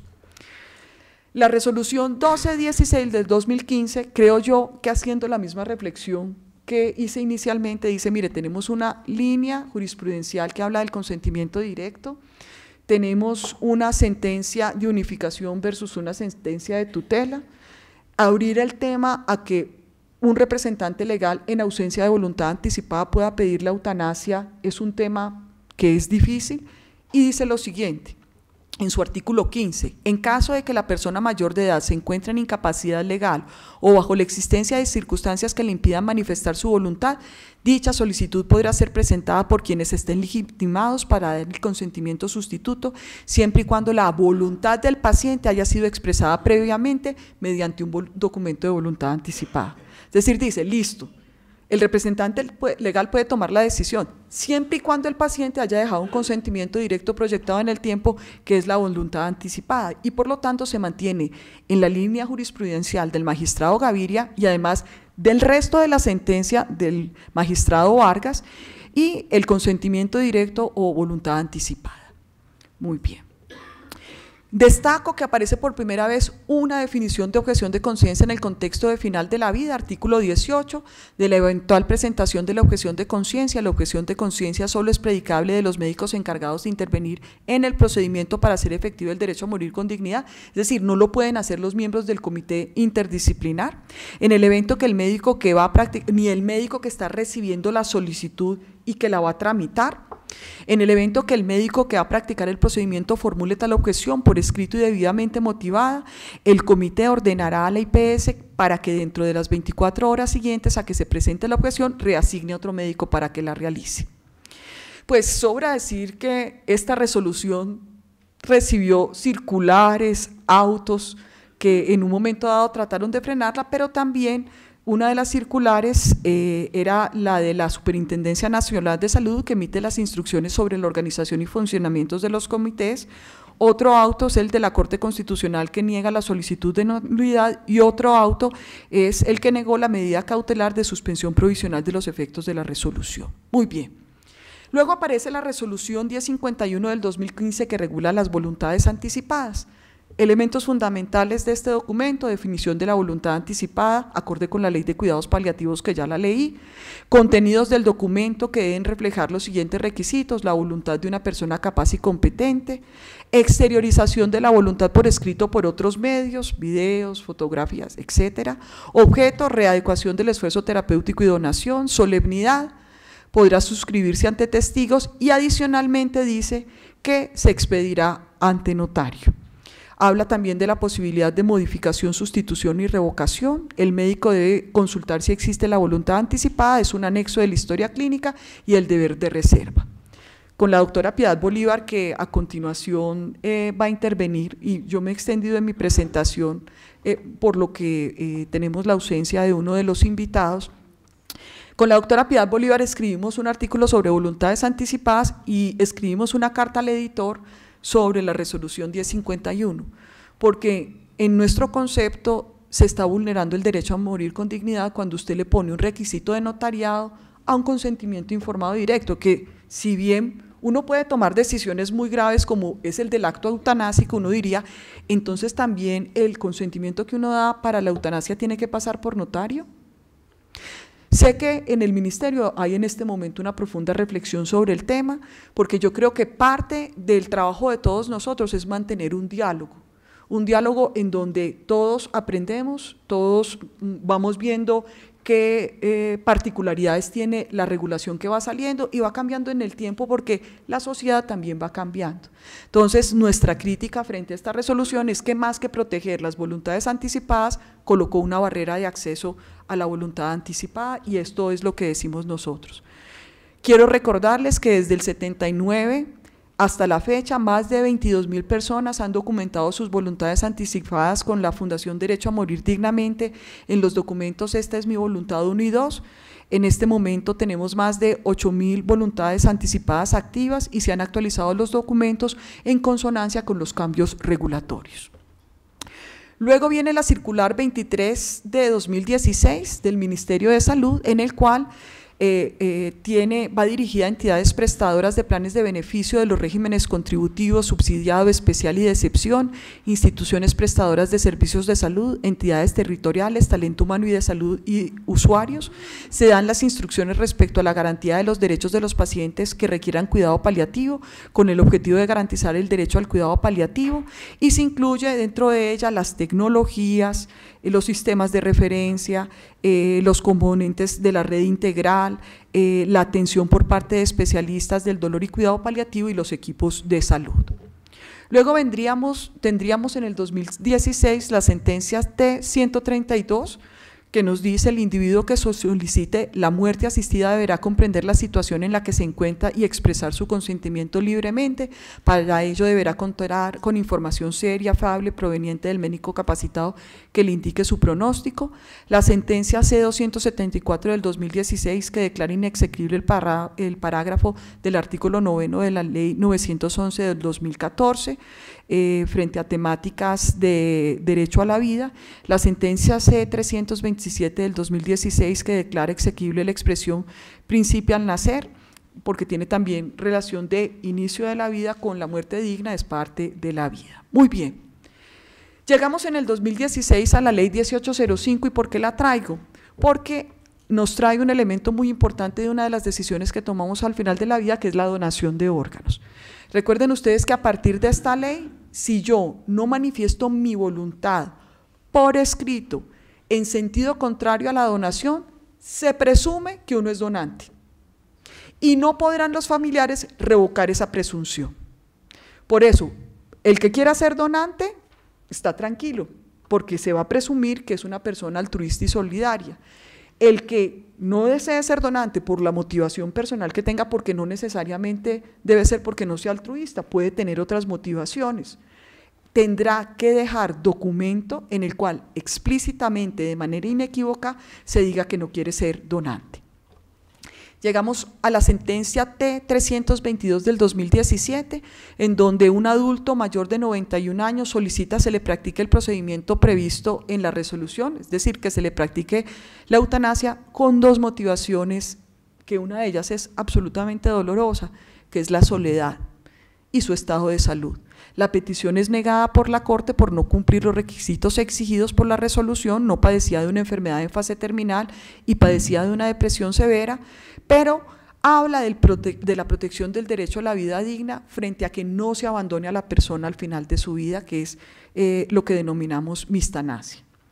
Luego vendría la sentencia T544, en donde nos aproximamos al tema de eutanasia en niños y adolescentes y que ordena al ministerio hacer la resolución que hoy vamos a discutir. Por eso yo no voy a profundizar en este momento en esta, porque la vamos a discutir ahorita con el doctor Rivera, por eso solamente la voy a mencionar en el contexto.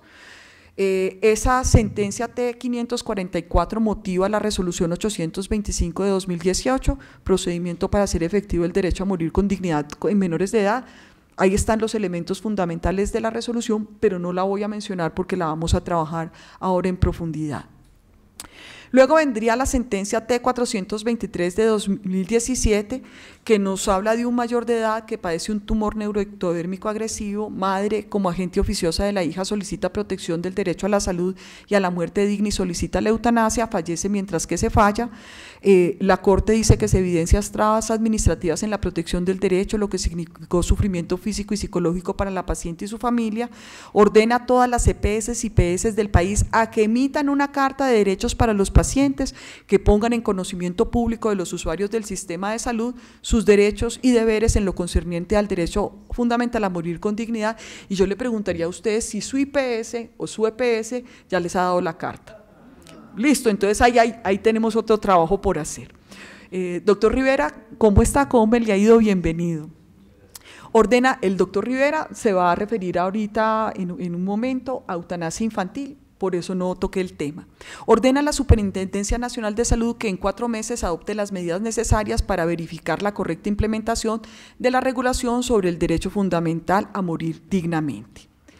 Tendríamos después la sentencia 721 de 2017, en donde una madre curadora de su hija y su padre como suplente, recuerden que ella era menor de edad cuando queda en una situación de incompetencia, atraviesa la mayoría de edad, por eso es declarada como interdicta y se le asigna curador principal y suplente, tutelan la garantía del derecho a la muerte digna y se habla en la sentencia que se vulneran los derechos de muerte digna, debido proceso administrativo, derecho de petición por no realizar la eutanasia, afección grave a la salud que involucra a la familia.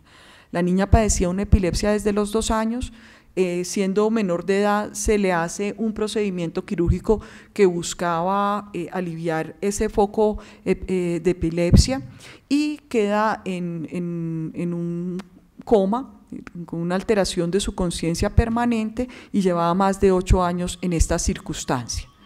Producto de esto se pronuncia el magistrado Antonio José Lizarazo Ocampo, y de aquí lo que yo quisiera resaltar es que basado en el párrafo de la sentencia del magistrado Vargas, abre la puerta a la solicitud de eutanasia por parte de un tercero en un mayor de edad incompetente sin que exista voluntad anticipada.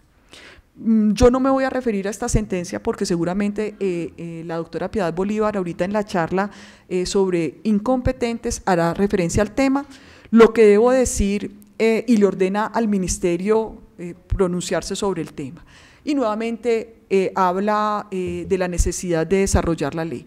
Lo que debo decir es que creo que se aparta de la línea jurisprudencial, que si bien hace un desarrollo exhaustivo sobre la temática, y creo que es una sentencia que todos nos tenemos que leer, porque de verdad hace una muy buena revisión del derecho a morir dignamente, basado en ese párrafo abre una compuerta que no sé si sea el momento del desarrollo de los cuidados paliativos, del desarrollo de nosotros como sociedad para abrirla, pero pues está el debate.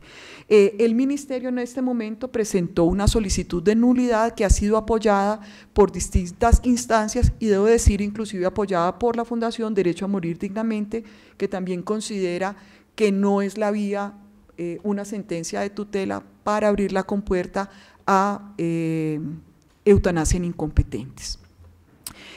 ¿Qué resalto de esta sentencia además de lo que les comenté? El rol de los comités de ética hospitalaria, porque dice, hombre, ¿Cómo no intervino oportunamente el Comité de Ética Hospitalaria para proteger el derecho a morir con dignidad y readecuar el esfuerzo terapéutico manteniendo el cuidado paliativo? La gran mayoría de situaciones se resuelven por esa vía sin tener que llegar necesariamente a la eutanasia, y hace una síntesis respecto al derecho fundamental que es congruente, con esa excepción que les dije, a lo que he expuesto hasta ahora. Termino con unas conclusiones y unos retos. El derecho a morir dignamente en Colombia tiene un amplio desarrollo jurídico que incluye un haz de facultades o derechos que permite la protección de la autonomía y la dignidad de las personas al final de la vida. En Colombia el derecho a morir con dignidad se ha fundamentado en el respeto a la dignidad, la autonomía, la libertad, el libre desarrollo de la personalidad. Por esto se ha desarrollado una línea jurisprudencial que despenaliza el homicidio por piedad en casos muy específicos, personas competentes que padecen enfermedad en fase terminal y que en pleno uso de sus competencias solicitan el acto eutanásico. Existe una omisión legislativa, a pesar de la reiterada exhortación de la Corte Constitucional en diferentes sentencias que han producido profundos efectos sociojurídicos, gobierno de los jueces, sentencias de tutela que ordenan acciones regulatorias contrarias a la línea jurisprudencial, ausencia de debate social respecto a temáticas emergentes como la eutanasia en incompetentes, necesidad de garantizar cuidado paliativo integral, fortalecer los espacios de protección de los derechos de los pacientes, como lo son los comités de ética hospitalaria. Y existen barreras a la protección al derecho a morir dignamente de diversa índole, que son todas las que le mencioné. ¿Cuáles son nuestros retos? El acceso al cuidado paliativo integral de todos los colombianos, eliminar las barreras de acceso a las voluntades anticipadas, un sistema único de registro que sea accesible desde cualquier IPS, a donde el médico pueda consultar si esa persona tiene una voluntad anticipada, una ley de derecho a morir con dignidad, que yo creo que no se puede llamar una ley de eutanasia, porque es que el derecho a morir con dignidad tiene una amplitud, debe incluir esa temática, pero debe ser vista de una manera más amplia.